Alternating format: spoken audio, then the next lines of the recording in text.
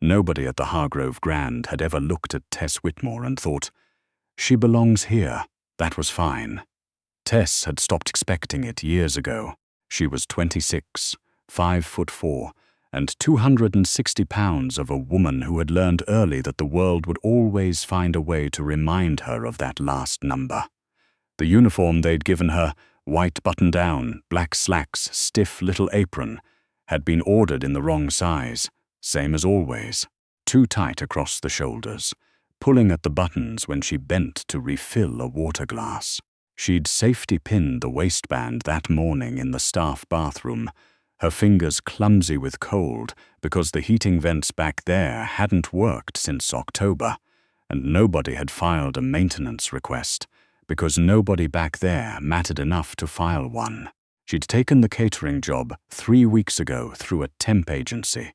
The Hargrove Grand was one of those downtown Chicago hotels that existed in a different atmosphere than the rest of the city.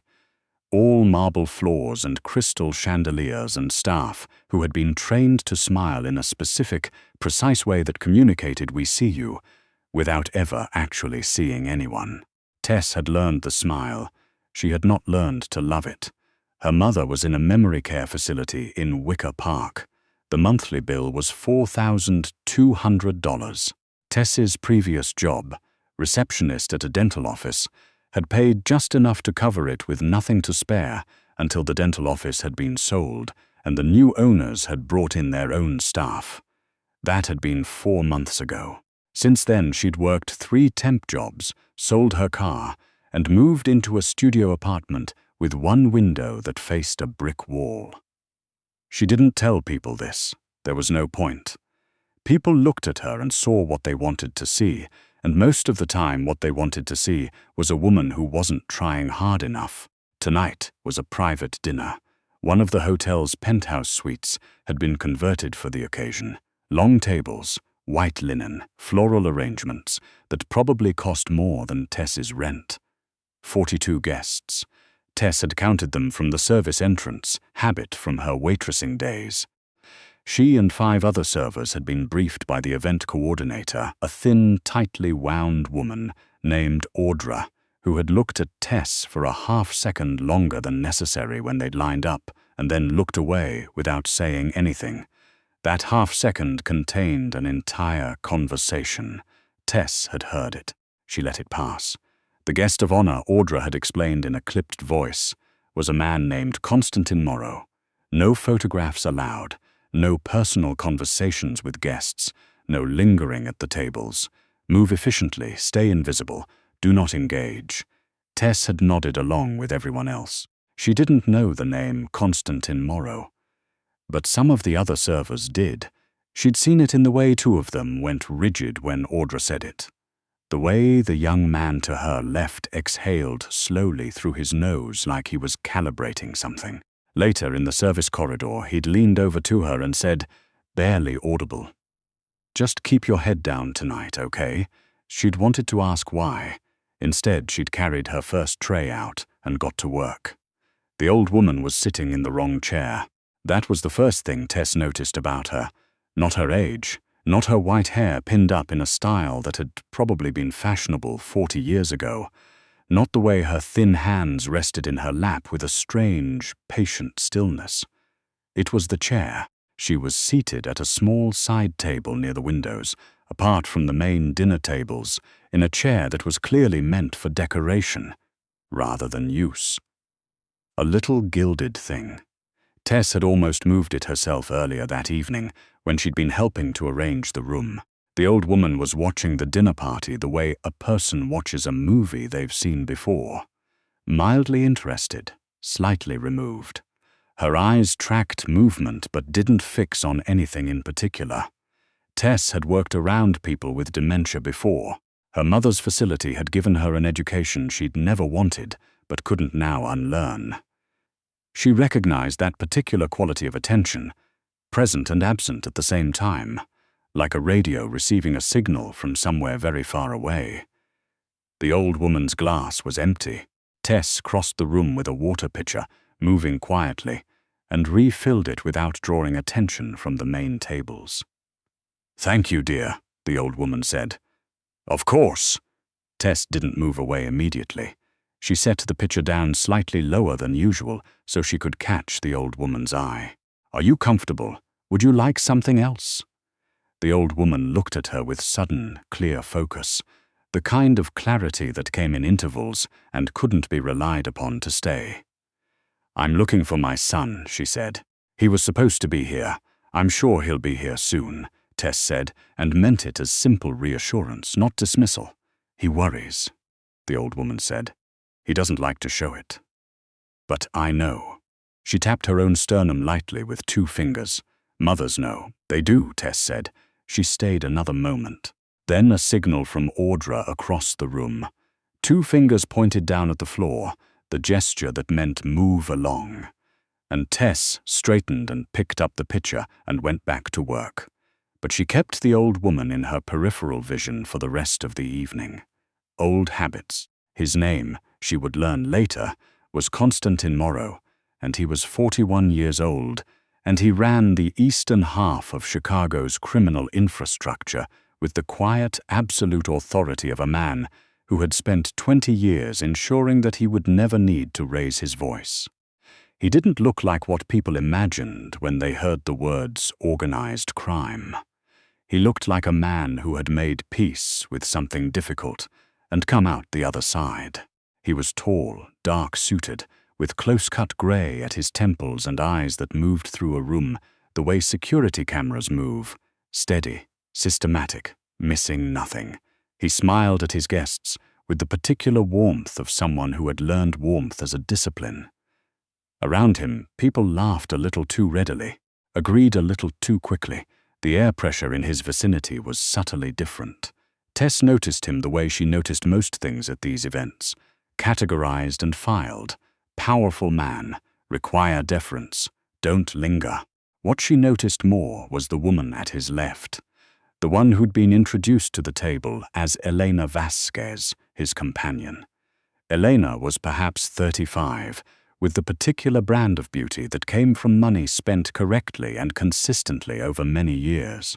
She wore a deep green dress and diamond earrings, and a smile that didn't reach her eyes, but was polished enough that you had to look twice to confirm it.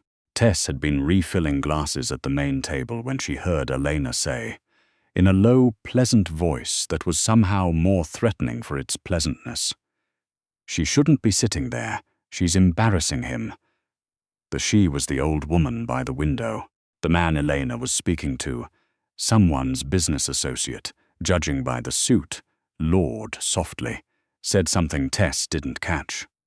Elena's smile stayed perfectly in place. Tess moved on. 20 minutes later, she was coming back from the service corridor with a fresh bread basket when she registered the absence. The gilded chair by the window was empty. She didn't stop walking. She set the bread basket down at the nearest table, murmured an excuse, and slipped toward the corridor. There were 3 doors at the far end of the room that guests weren't supposed to use. One led to a service stairwell, one led to a utility closet, one led to a secondary sitting room, smaller, meant for pre-dinner cocktails, currently unoccupied. She checked the sitting room first. The old woman was there, standing in the middle of the room, looking at the wall with an expression of patient confusion. In one hand she held a small clutch purse. She'd clearly been looking for something, a door maybe, or a bathroom, or a person who was no longer where she'd left them. "Hey," Tess said softly. "Hi, can I help you find something?" The old woman turned. The clarity was back, or a different version of it. "I know where I am," she said, with a slight dignity that made Tess feel she'd overstepped. "I know you do," Tess said. "I just wanted to make sure you weren't cold. It's warmer back in the main room." A beat. Then the old woman's expression shifted, softened. "You were the one who brought me water. I was. What's your name?" "Tess. Tess." The old woman said it like she was testing the weight of it. "My son brought me here tonight. He said it was important. I've been to 100 of these." She glanced around the sitting room. "They're all the same." Tess almost smiled. "They really are. You'd think they'd try something different." The old woman sat down on one of the small sofas, not from weakness but from decision. "Sit with me a moment." It was not a question. Tess sat.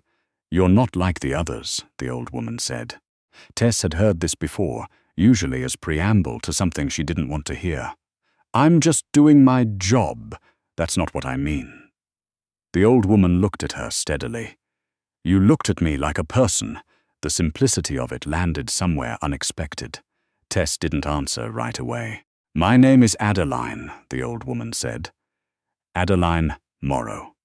She had been sitting with Adeline for perhaps 4 minutes. Adeline was telling her about a garden she'd kept in the house she'd lived in before her son had moved her somewhere smaller and safer and less her own. She spoke about the garden without bitterness, but with a precision of detail that told Tess exactly how much she missed it. When the door opened, Elena Vasquez walked in. She didn't see Tess at first. Or rather, she saw her the way people see furniture, registered and dismissed. Her attention was fixed entirely on the old woman. Adeline. Her voice was pleasant and empty, the voice of someone who had decided the outcome of a conversation before beginning it. "Constantine is asking for you." Adeline looked up. Something changed in her expression, a slight drawing back like a person stepping away from something they recognize as unsafe. "I'll be there in a moment," Adeline said. "Now I think," Elena said. Adeline's hands stilled in her lap. She said nothing. Tess stood up. It wasn't a decision exactly, but it was more like her body resolved the question before her mind finished asking it. "I'll walk her back," Tess said, "if you want to let him know she's coming." Elena looked at her then. Really looked for the first time. Her eyes moved over Tess in one slow sweep. The ill-fitting uniform, the safety pin at the waist, the careful blankness of Tess's expression, and something in Elena's face settled into a colder register. "She doesn't need you to walk her anywhere." "She was having trouble finding the main room," Tess said. "I just want to make sure she gets back safely." "What she needs," Elena said, "is not your concern. You're here to carry plates." She paused. The pause was deliberate. "If you're capable of managing that." Adeline's gaze had moved to Tess. There was something alert in it now, aware, watching. Tess kept her voice level. "I'll walk her back." Elena took a step toward Adeline. There was nothing overtly threatening in the movement, nothing that could be named or reported. It was the movement of someone who had learned to communicate through proximity rather than action. She reached down and took Adeline's arm at the elbow, and her grip was not gentle, and she pulled upward with the bright social smile still absolutely in place. "Come on," she said. "You're making a scene." Adeline made a small sound. Not pain exactly, but surprise. Discomfort. Tess moved without thinking. She stepped between them, not aggressively. She positioned herself at Adeline's side, close enough that Elena had to release the arm to avoid an awkward collision. And she did it smoothly, in the manner of someone simply getting in the way by accident. Then she looked at Elena. "I think you should go back to the dinner," Tess said.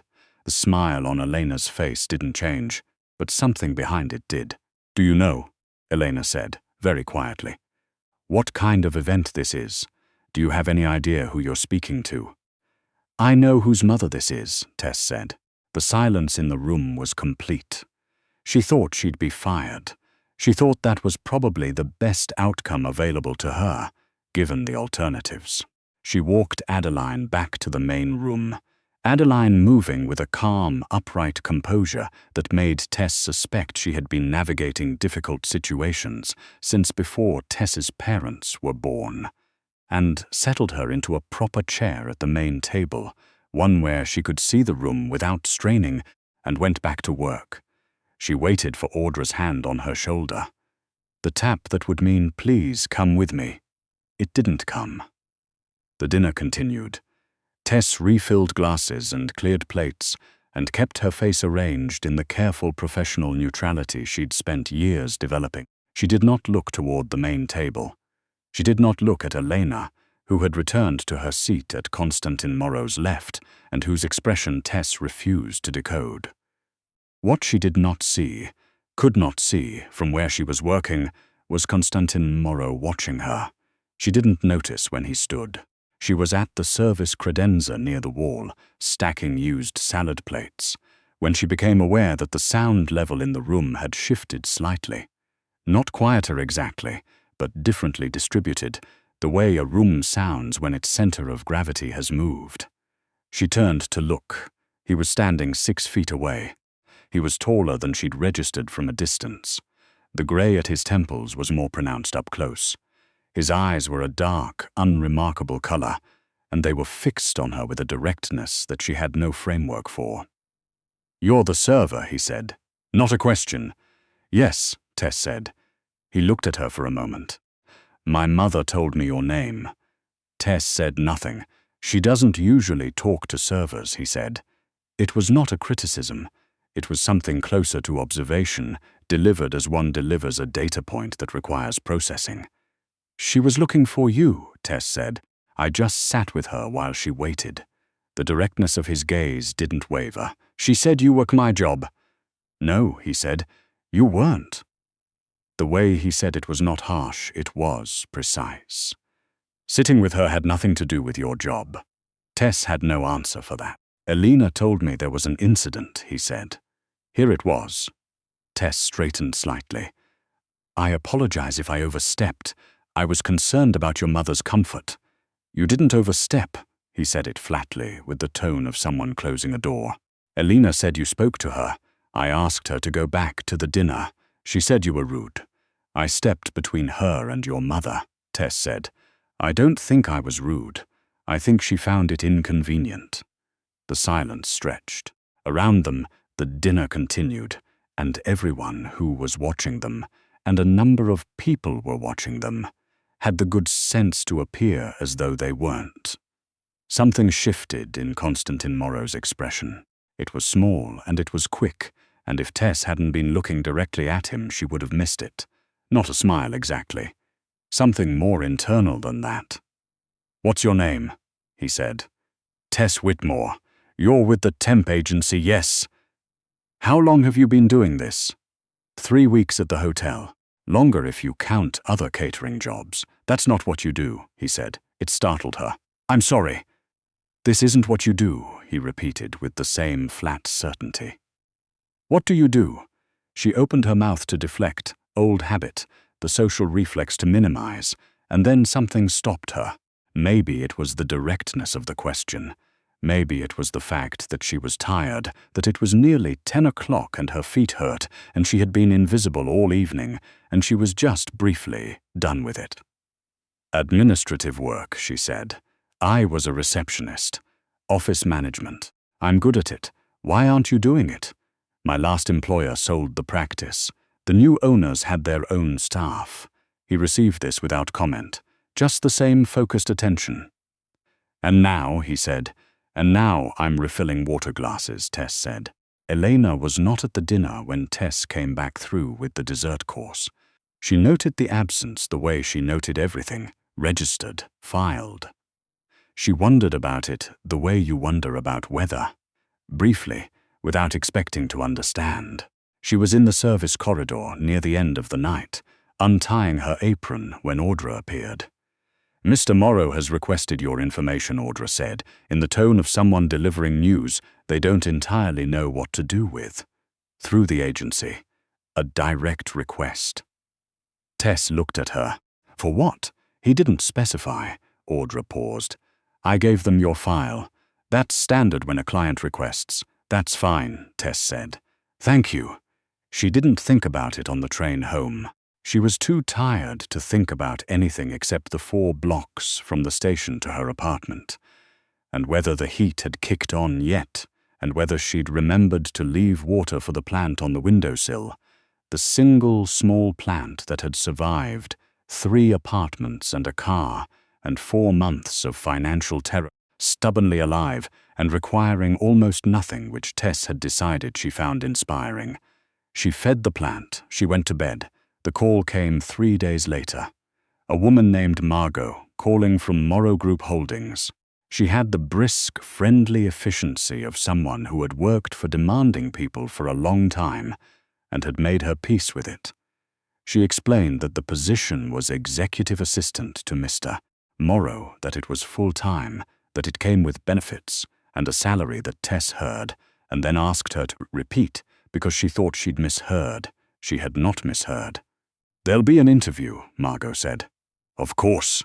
Mr. Morrow likes to meet people in person before making decisions." "Of course," Tess said. She sat for a long time after the call, in her studio apartment with the one window facing the brick wall, the plant on the sill catching the thin winter light with its usual cheerful determination. She thought about her mother and the facility in Wicker Park, and the way the monthly invoice arrived on the first of every month, like a small formal reminder of everything she owed. She thought about the safety pin in her uniform waistband. She called the agency back and confirmed the interview. The offices of Morrow Group Holdings occupied 2 floors of a building in the West Loop that announced its own seriousness without effort. Clean lines, marble and dark glass, the particular quiet of money that doesn't need to be demonstrated. The receptionist who greeted Tess was warm and professional and gave absolutely nothing away. She waited 12 minutes. She'd worn her best blazer, navy, bought 3 years ago for a job interview that had gone well, let out slightly at the seams since then, because her body had changed and she had refused to pretend otherwise. She'd done her hair, she'd worn lipstick, she looked like herself. She'd decided that was the only option. Constantine Morrow's office was large and ordered, the desk angled slightly to face the door, everything arranged with the precision of someone who thought about space in functional terms. He was on the phone when she was shown in and gestured for her to sit, which she did, and spent the 30 seconds of his phone call taking in the room the way she took in all rooms now: exits, temperature, power distribution. He hung up and looked at her. "Tess Whitmore," he said. "Mr. Morrow, tell me about the dental office," he said. She had prepared for this, she told him, organized, concise, without unnecessary self-deprecation, without overselling. She'd managed the office calendar for 8 providers, handled insurance billing, supervised 2 junior staff, reorganized the patient intake system in a way that had reduced wait times by 1/3. She said this steadily, as fact, which it was. He listened with the same quality of attention he'd had in the hotel. She had the peculiar sensation of actually being heard, which she had learned not to take for granted. "You have no experience in my industry," he said. "No. I've told you everything relevant.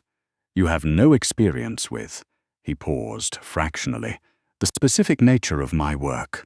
I understand there are aspects of your work that aren't in your public materials," Tess said. "I'm not naive, but I can't speak to those until I know what you'd require of me, and at this stage I don't think you're going to tell me." He was quiet for a moment. "No," he said. "I'm not." Another pause. "How's your discretion?" "I've never told anyone anything I was asked to keep private," Tess said. "I don't consider it a virtue. It's just what I think a person owes other people." "Most people talk," he said. "I know. Why don't you?" "Because I've needed people to keep my private things private," she said, "and I know what it costs when they don't."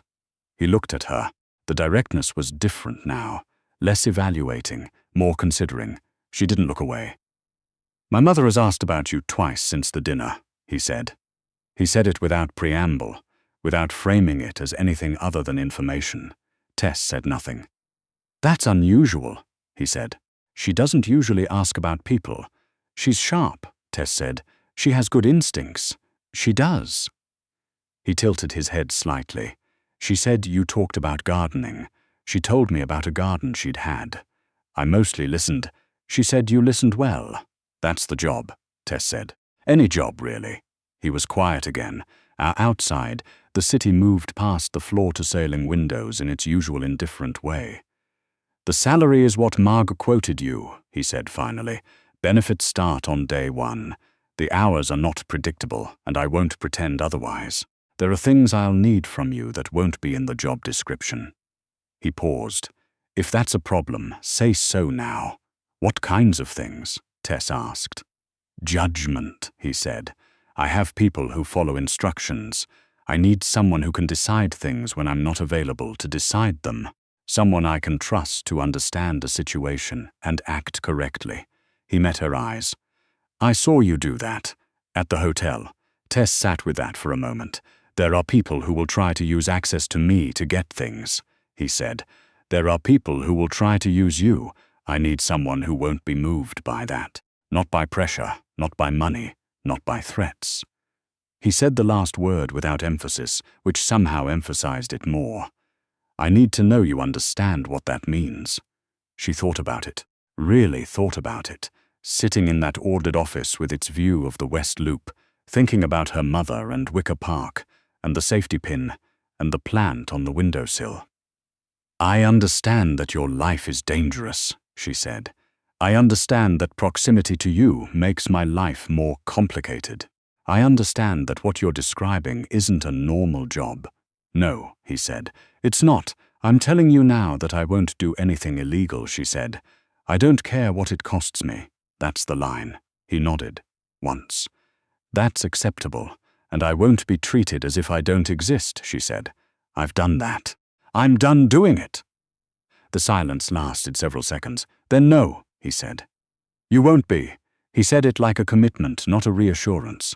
Those were different things in Tess's experience. I'll take the job, she said. She started on a Monday. Margot had been right, the hours were unpredictable. But Tess had been managing unpredictability her whole life, and she was good at it. She was good at anticipating what was needed before it was asked for. She was good at remembering things. Not just appointments, but the texture of information, the connections between facts that were only visible if you were paying attention, which she always was. She was also, it turned out, good at reading people in Constantine Morrow's world, which was different from reading people in the ordinary world, in the way that reading a foreign language is different from reading your own. The grammar was unfamiliar, but the emotion was the same. Threat, respect, testing, loyalty.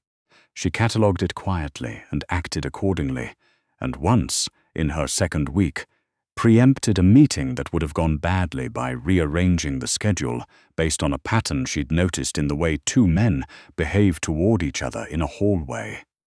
She hadn't said anything about why. She'd just moved the meeting. Constantine had looked at her afterward and said, "How did you know?" She'd said, "I was watching." He'd nodded and gone back to work. What she hadn't expected, what she'd been careful not to expect, was Adeline. Adeline came to the office on Wednesdays. It was a standing arrangement, Tess gathered, that predated her arrival. Constantine's driver would bring her, and she would sit in the small sitting area near Tess's desk, while Constantine finished his morning calls, and then they would have lunch together in his office with the door closed. Sometimes Adeline would arrive early, and the calls would run long, and on those mornings Tess would come around to her desk and sit with her, and they would talk. Adeline remembered the garden every time. The precision of it never faded, which plants grew in shade, which needed full sun, the year a late frost had come, and she'd covered everything with bedsheets at midnight. She remembered Constantine as a boy with the same precision, his stubbornness, his seriousness, the way he'd cried at his father's funeral when he was 14, and then never cried again at anything, as far as she'd seen. He doesn't let people in, Adeline said one Wednesday morning, watching a pigeon on the window ledge with mild interest. Tess was organizing correspondence. I've noticed. He thinks it's protection, Adeline said. For them, not for him. He decided that a long time ago. She paused. He's wrong about it. But I've stopped arguing. Tess said nothing. He watches you, Adeline said. Tess looked up. Adeline was still watching the pigeon. Her expression was the picture of innocence. I'm his assistant, Tess said. He watches everything I do. That's the job, said Adeline. The thing with Elena Vasquez happened 6 weeks in. Tess had known Elena was still a presence in Constantine's life. Not romantically, she'd gathered, or not primarily, but as a connected figure in the ecosystem of his world. Business. History. The kind of relationship that couldn't be cleanly ended, because it was threaded through too many other things. Elena had come to the office once in Tess's first week, arriving unannounced in the manner of someone who'd long been allowed to arrive unannounced, and had looked at Tess behind her desk with an expression of frozen surprise that had lasted perhaps 1 full second before being replaced with the familiar smooth pleasantness. They had exchanged minimal words. Tess had let her go through to Constantine's office. She had noted everything and filed it. What she hadn't filed carefully enough was the conversation she overheard by accident on a Wednesday in week 6. Adeline had asked to use the restroom, and Tess had walked her down the hall, and on the way back, she passed a conference room where the door was open 3 inches, enough to hear Elena's voice, and then another voice, someone Tess didn't recognize, saying, "The assistant is a problem," and Elena saying, with perfect cool composure, "She won't last. These people never do. He'll see it eventually." Tess walked back to her desk. She sat down. She thought about it with the same deliberate thoroughness she applied to everything. Then she filed it differently. Not as a threat to be feared, as information to be held. She was at her desk late on a Thursday when Constantine came out of his office and stopped in front of her desk in a way that was different from his usual efficient passage through the room. She looked up. He was holding a file. He seemed for a moment to be deciding something. "My mother," he said. "She has a garden consultation appointment tomorrow. She's been talking about starting something small at the new place, a container garden." He paused. "She asked if you'd go with her." Tess absorbed this. "I know it's outside the job description," he said. "You told me things would be outside the job description." "I did." He was quiet for a moment. "She trusts you." Tess looked at him steadily. "What time?" he told her. She wrote it down. He went back to his office. She sat for a while after, in the quiet of the emptied office, the city glowing orange and blue through the tall windows. She thought about Adeline and the garden she'd lost, described in such precise and loving detail over so many Wednesday mornings. She thought about the way some people's kindness goes unwitnessed for years and years, and then, one day, without warning, it reaches someone who's paying attention. She thought about the plant on her windowsill, the one that required almost nothing and survived anyway. She thought, sometimes that's enough, and sometimes it turns out to be the beginning of something else entirely. She put on her coat and took the train home, and for the first time in a long time, she was not running the numbers in her head, not calculating shortfalls or margins or what she could give up next. She was just going home through the cold, bright city, thinking about soil and what grows in it when you give it the right conditions and a little time.